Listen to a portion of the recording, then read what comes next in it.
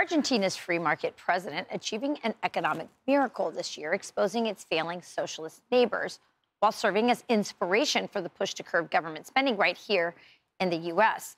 The country's monthly inflation rate now sits at 2.4%. That's down from 25% when Milei first took office 1 full year ago. Our next guest says it all started by targeting waste and fraud. Heritage Research Fellow and economist EJ Antoni joins us now. EJ, so great to have you. This is such a fascinating story. So what is the lesson of Argentina? Maybe lay out how he did it, what kind of austerity measures he took, and what's to come. Well, Rachel, I think the lesson here is it can be done. You know, in less than a year, Milei has cut the monthly inflation rate by over 90%. That's absolutely tremendous. And he did it by cutting excess government spending. He is rooting out waste, fraud, and abuse everywhere throughout the budget. And I think that's one of the key lessons that lawmakers need to pay attention to here in the United States. There can be no sacred cows anymore, whether you're on the left or on the right. We need to be willing to look into things like the Pentagon's budget, to go through defense spending, to go through Social Security and Medicare, et cetera, and find waste, fraud, and abuse wherever it is and root it out. Illegitimate payments are illegitimate payments. It doesn't matter which special interest group is benefiting from them. EJ, let's not pretend that this has been entirely painless. So bringing down the inflation rate has caused some economic hardship on the people of Argentina, but they're just now starting to see that they're turning the corner on that. So things kind of get worse before they get better.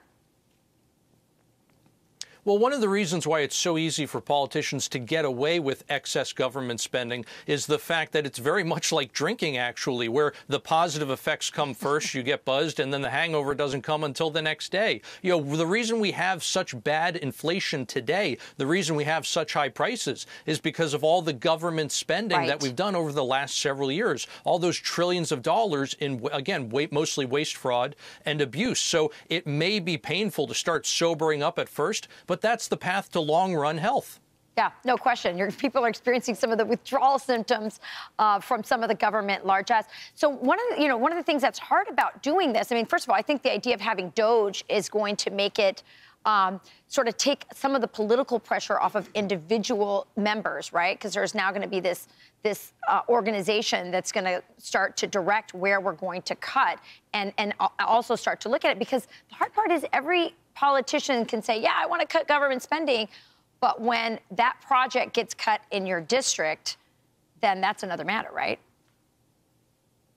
Rachel, you're absolutely right. And this is why, to your point, a group like DOGE is going to be so incredibly important. You need a third party to present ideas to both the left and the right to, again, illustrate the fact that we can't have any sacred cows anymore, right? We need to be willing to root out, again, waste, fraud, and abuse no matter where it is, and we can't let the special interests run the show anymore. That's what Milei did in his country, and that's how he was able to create the first government surplus in over a decade, and, by the way, maintain a trade surplus. That's really important for a nation like Argentina that is suffering from such low levels of foreign exchange. Yeah, he's attracting a lot of foreign investment because of the moves that he's making. Really fast. I only have a couple seconds here, but a big part of that was cutting government workforce. That, I think, is going to be the biggest challenge for DOGE and the Trump administration, correct? I think that's right, Rachel, but it needs to be done. We have to accept the fact that many of these workers are doing duplicative work, and a lot of them aren't even doing positive work. They are a net subtraction to the nation's economy. They have to go. Yeah, a lot of them aren't even coming into work. Some of these buildings are just sitting there empty because everyone's working from home, and that's also cut down on some of the productivity. So, EJ, great story, a lot of lessons to be learned, and we do know that Milei and Elon and Vivek have been interacting, because I saw pictures of them together at an event at Mar-a-Lago. So we know that there has been face-to-face conversations about this. Thanks so much for joining us. Great story. Thank you, Rachel. You got it. I'm Steve Doocy. I'm Brian Kilmeade. And I'm Ainsley Earhart. And click here to subscribe to the Fox News YouTube page to catch our hottest interviews and most compelling analysis.